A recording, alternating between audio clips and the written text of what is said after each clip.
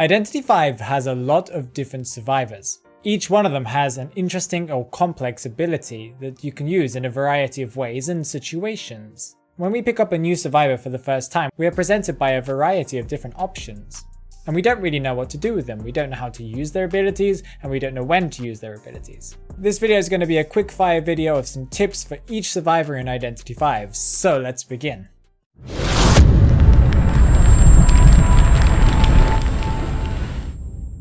Enzymologist. When you're decoding at the beginning of a match, and sometimes even in the middle of the match, it might be a good idea for you to place your bees around the cipher, just in case a hunter teleports to you. Someone like Bloody Queen uses her mirrors. You can also place your bees a little bit further off from the cipher, so if somebody teleports to you like Wu Chang, or a hunter comes near you really quickly, you can use the bees to push yourself quickly away from the cipher and get away without getting hit.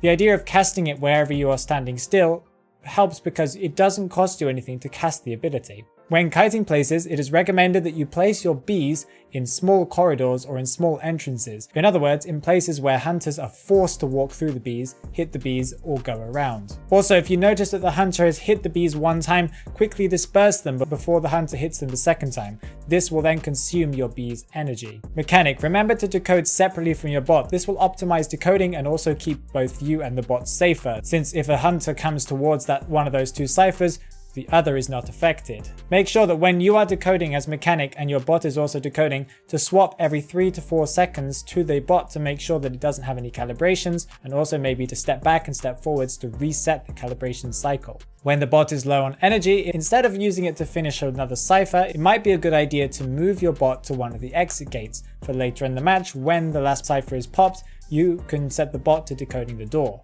Oh, also, you can hide your bot at the beginning of a match in a locker, did you know that? For Gravekeeper, it might be a good idea to throw down a pallet if you're decoding at the beginning of a match. That pallet needs to be a pallet that is close to you, so just in case if a hunter comes towards your cipher to chase you, you can quickly dig underground and go under that pallet, forcing the hunter to break the pallet, giving you time to transition, or for the hunter to move on to another target or go around the area trying to get to you. But it's important that you don't throw down pallets that are key pallets in important places, for example in shack or an entrance to a building, for example.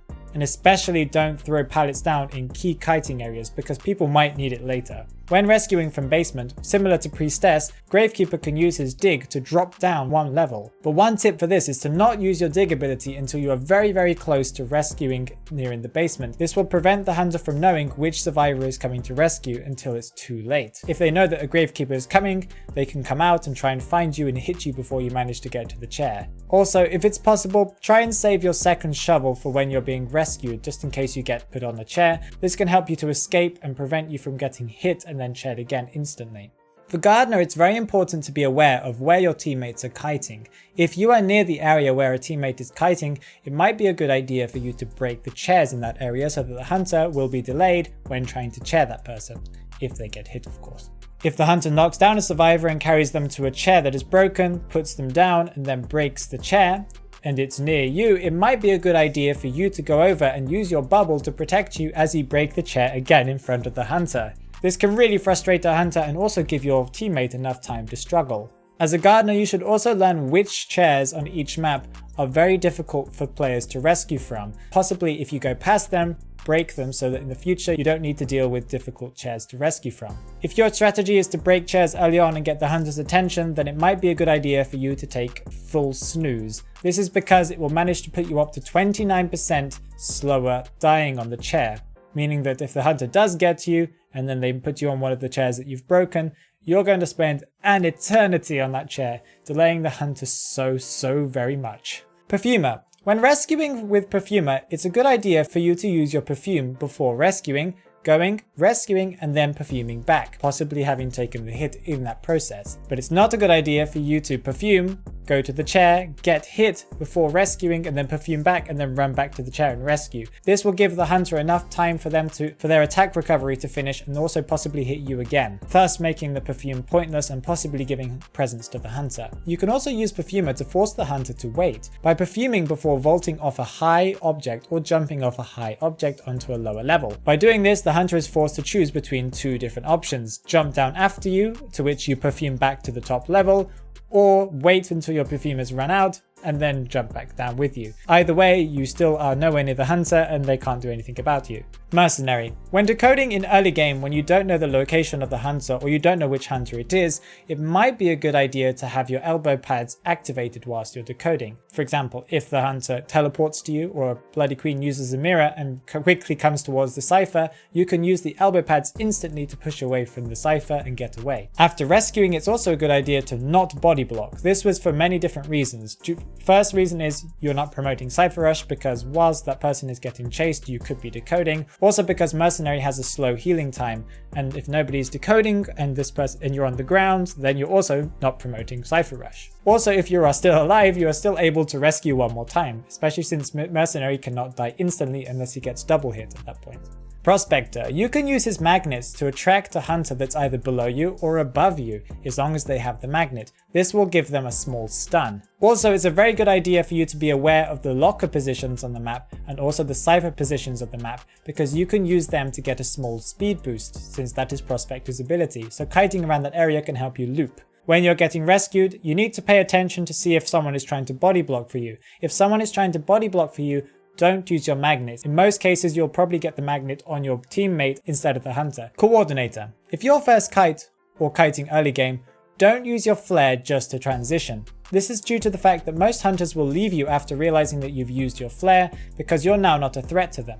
By having this flare, you're still a key target, and since she has a lot of different kiting buffs, for example window vaulting buffs and a chair buff, meaning that she dies slower on a chair, it's a very good idea to keep all the attention on you instead of maybe your decoder teammates. But there's an exception to this. If the hunter is coming after you at the early game and that hunter has very strong presence abilities, for example Sculptor, in that case you should probably use your flare to get away, but only if it's completely necessary. Also, if your teammate is ballooned, don't fire straight away if you can. Usually as soon as a hunter sees a coordinator coming towards them once they've got a ballooned character, they usually expect that person to shoot them, so they will drop the survivor down on the ground so that the survivor doesn't escape. By threatening them, by maybe doing an emote and tricking them, they might drop the survivor and possibly help struggle. When using a music box, it might be a good idea to put that music box below a pallet. This will force the hunter to either decide to break the box or not break the box. If they break it, they risk getting pallet stunned. If they don't break it, they now have to deal with the box as you kite around that area. Either way, you will still have enough time to transition to the next area.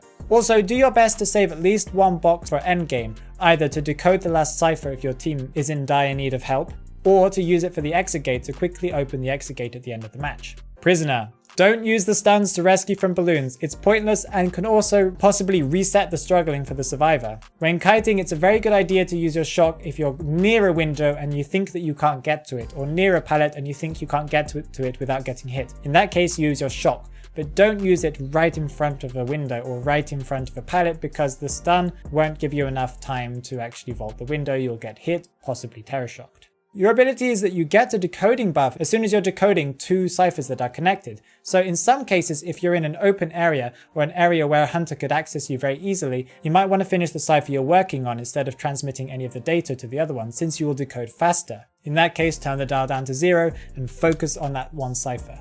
Priestess. Don't use her global portal too early, because this will give the hunter enough information to know where survivors are early game. If a teammate is kiting near you, it might be a good idea for you to place down some portals to help them kite. Always make sure you have at least one portal for yourself, just in case the hunter changes target. If you want to do some type of sneaky rescue, you can use a portal by putting yourself behind the chair and portaling through, rescuing, and both you and the rescued survivor can go back through the portal and the hunter can't do anything. If you're really in a dire situation and you need to rescue immediately, it's a good idea for you to use the portal behind the chair whilst the hunter is putting the survivor on the chair. As soon as this animation ends, that hunter will be sucked through the portal and you'll be on the other end, rescuing safely. For Explorer, use his ability to hide early game, because you are one of the prime targets, being one of the main decoders. You can also avoid detection from most abilities, for example Peepers, they can't see you when you're in small mode, and also BQ's mirror, she can't see you when she's using her mirror on you. Be careful not to use your treasures too early when decoding a machine. Use it at around 50% to finish the cipher, because this will reduce the wiggling, meaning that the hunter doesn't know which ciphers you are at, meaning that you can lessen the amount of information that the hunter has on positions of survivors. You also need to be careful, because as soon as you finish a treasure, it notifies the hunter of your position. There are tons of other survivors to cover, and you'll see them all in the next part of this video. Are there any more tips for the survivors that I've mentioned that I really needed to add to this video? Or maybe are there any tips for the survivors that I haven't covered that I need to cover in the next video?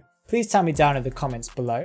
And if you found this information useful, please give this video a like and subscribe if you'd like to learn some tips, some tricks, and maybe some secret information about Identity V that you didn't know. Take care, guys.